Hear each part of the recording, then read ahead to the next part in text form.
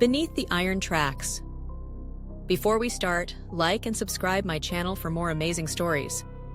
In the town of Ravelhurst, nestled between dense woods and iron railways, the train station had long been abandoned.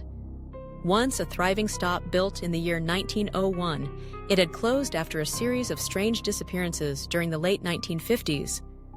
Locals whispered about passengers vanishing between platforms, conductors quitting without notice, and most of all, the hidden tunnel beneath Track 7. Detective Elias Rohn had grown up hearing those stories. Now, with over 15 years in the force and assigned to cold cases, he was returning to investigate them. The town's records showed 14 missing persons between the years 1951 and 1960, all last seen near or inside the station. No remains, no calls, no evidence. He stood before the decaying structure in the pouring rain. The clock tower above was frozen at 7:15, and the rusted sign that once read Ravelhurst Central had lost most of its letters. As he stepped onto the crumbling platform, a chill went through him. The air smelled of soot and something older, something like ash and wet stone. He found Track 7, the furthest from the main building, barely visible beneath overgrown weeds. There, between the split rails, was what he had been looking for: a metal hatch. It had been welded shut decades ago, but the recent storms had loosened the soil, revealing its edges. Elias pried it open, the screech of rusted hinges echoing across the platform. Beneath the hatch was a ladder that descended into darkness. With a flashlight and his badge in hand, Elias climbed down into the unknown. The tunnel below was narrow and curved unnaturally. The bricks were old, damp, and covered in moss. But what disturbed him most were the tracks that continued below, a second rail line hidden from the world above. Suddenly, he heard it, a low rumble.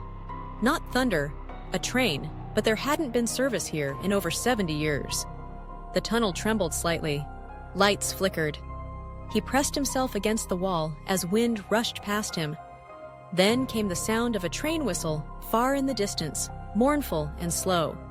And then silence. He moved deeper.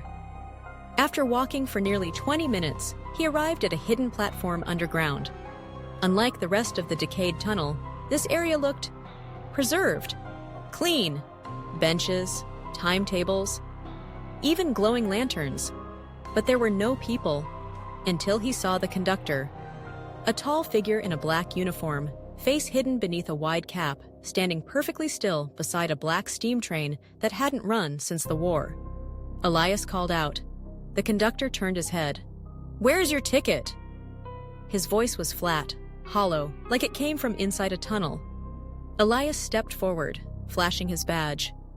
"Police. I'm here investigating disappearances from decades ago." The conductor paused, then slowly pointed at the train's door. "They are all aboard." With hesitation, Elias stepped onto the train. The interior was surreal. It looked untouched by time. Mahogany panels, velvet seats, luggage racks full, but no passengers. Not until he entered the second car. Dozens of people sat motionless, their eyes vacant, their bodies still, their skin pale, as if drained of life. He recognized faces from the old photographs in the case files, the missing 14. He tried speaking to them. No response, but their eyes followed him. At the end of the car, there was a mirror. Unlike the rest of the antique decor, it was modern. Too modern. Its surface shimmered like water. He approached it. Inside, his reflection smiled at him. But he wasn't smiling. The image leaned forward, pressing against the glass, mouthing something. "Stay here." Elias staggered back. Suddenly, the lights in the car flickered. The train roared to life. He turned to exit, but the door had vanished. Now the conductor appeared behind him. "You must stay for the journey." He pulled out his gun. The conductor did not flinch. "This place is not for the living," Elias said. The train began to move. He ran toward the back of the car, kicking open the emergency exit. Cold wind whipped into the space as the train gained speed underground. Elias leapt out into the tunnel, rolling hard across the rails. The train vanished into darkness, its horn trailing behind. Back above ground, Elias emerged from the hatch, panting and soaked in rain. He looked back. The hatch was sealed again. No sign it had ever opened. But in his hand was a single object, a train ticket, stamped with his name and dated for tomorrow.